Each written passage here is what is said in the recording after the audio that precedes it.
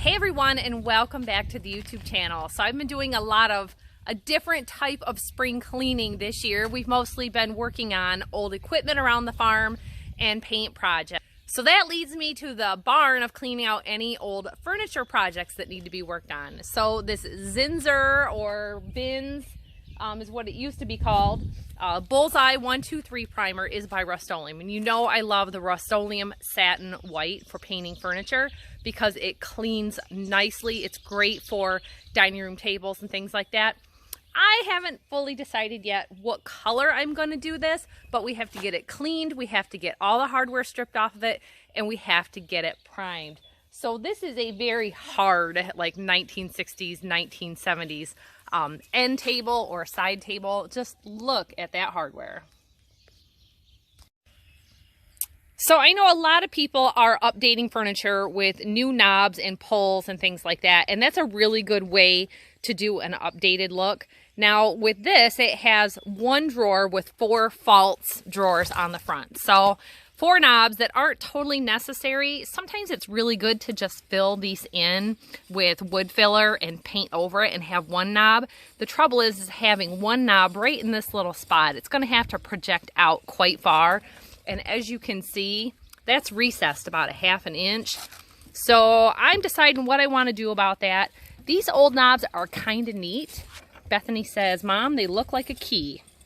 A lot of times it's the back plate that is difficult, number one, to remove and giving it that aged look. Now this has this raised wood pattern and it's an insert. So you could take that out and put chicken wire in or something else. So we're gonna go ahead, get this cleaned up, get it stripped down to the hardware. If you want any of this hardware, let me know. I've been selling off a lot of my old hardware on our Etsy shop because it might be really neat on a different project, and I don't think it's totally necessary on this.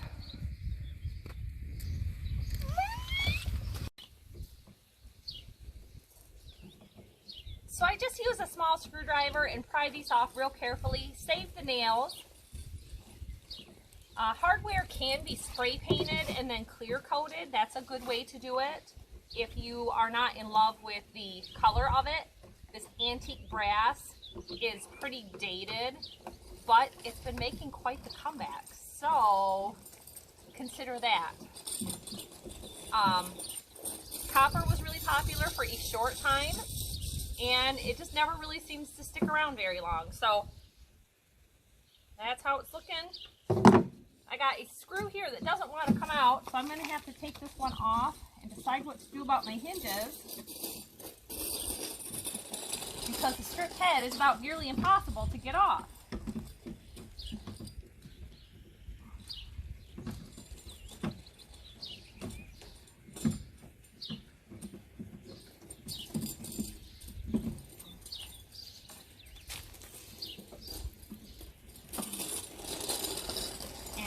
Don't stress too much about damaging the piece because you can use wood filler if your screwdriver makes any marks. We're going to be sanding this, so that will take care of any small marks.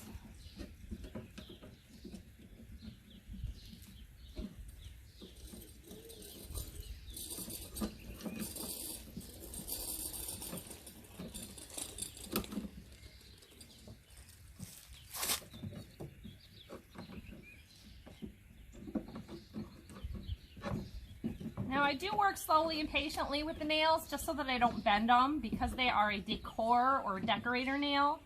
They can be a little hard to find replacements, and I've dropped one out of this. So, you know, just be careful.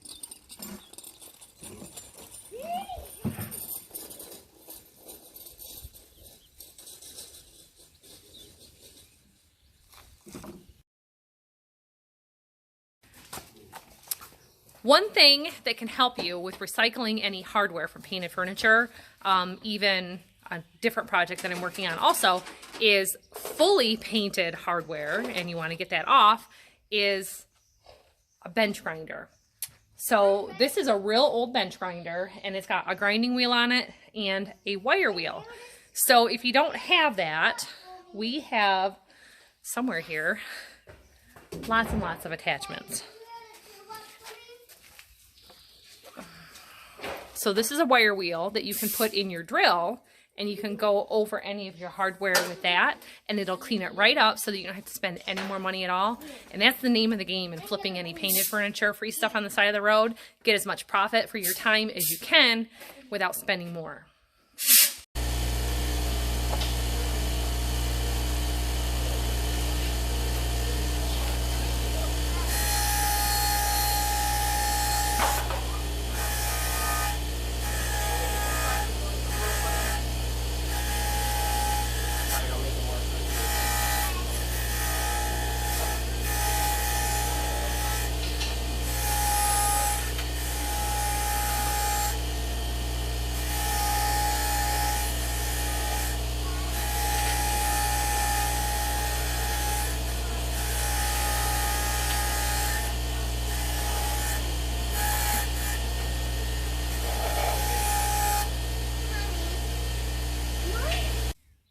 So a little tip that I'd like to share with doing anything with chalk paint. This was the Waverly chalk paint, and I mixed together some leftover elephant, I think, that I had pre-mixed with something else, and some of the sage green. And the green stuff really sells nicely. There's only so far or so much that a person buying can do with white furniture, and it's really good for the dining room or kitchen, but when it starts getting mixed into the rest of the house, you know, it can not blend with other furniture. So I try to do painted pieces of furniture in a variety of different colors to appeal to lots of different people, not exactly my own taste. So with this particular table, I'm going with the green, and I'm going to do an antiquing glaze over the top. So the first thing that I'm going ahead and doing is adding the primer, and I'm not going to bore you with all that because you've seen people paint furniture. You can brush it on, you can paint it on with a roller, but I find it works really nice to either have your brush slightly wet or slightly mist the product. Now, if you mist the wood, sometimes that can prevent the paint from going on really well, and it's not needed so much with the primer, and you can't do it if you're using oil-based primer. I am using the latex Zinsser 123, so keep that in mind, but a spray bottle works really good with keeping the brush strokes out so that you don't have finish sanding to do to have a smoother finish if you're using a brush. Okay, so I've got my final coat of paint and varnish over this. Now it's time to finish up the last of the hardware and give you my big reveal of my dumpster find. I was literally taking some garbage out for a friend at her apartment complex and saw this sitting there, and I thought about it and went about my day running my errands thinking my barn is too full, I need to clean things out. And 2 hours later, I showed back up and it was still there. Just before it started to rain, I was able to save this piece. It would have been ruined being solid wood, lacking so much of its finish coat that it would have buckled and puckered and just been a mess. So I was happy to find it, happy to save it. So here is my finished cabinet. I was able to take all of the hardware off and take it to that bench grinder on the wire wheel and clean it up. Now, I chose to not paint the inside of this. I like to finish pieces off with contact paper on the inside. I kind of like this with just the whole inside box, so I may just leave it as it is. I use a clear polyacrylic over the top of everything when I'm done with the chalk paint. You have to be very careful with using lighter colors because it does tend to yellow. But the antiquing glaze from Rust-Oleum, I went over the top. It gives it kind of an olive green look with the effect because it's kind of brown, which is really nice because it's kind of a country look, a little more masculine. And with this piece, I just didn't really know where I wanted to go with it. It turned out that this inside panel that I thought was going to be removable was only the inside. So I would have had to cut each one of these separately out in addition to taking the back piece off. So I figured better to leave well enough alone and leave it how it was. So leave me a comment down below. What have you found for free by the side of the road and turned into your treasure? And Do you like the way the hardware looks on the finished product? I like it, and I may end up keeping it instead of selling it because I have just the perfect place to use this in staging a home for sale. So until then, hit the like button, hit the subscribe button, and the notification bell so that you'll be able to see if I'm able to use it in staging my home in the future. We'll see you next time. Bye-bye.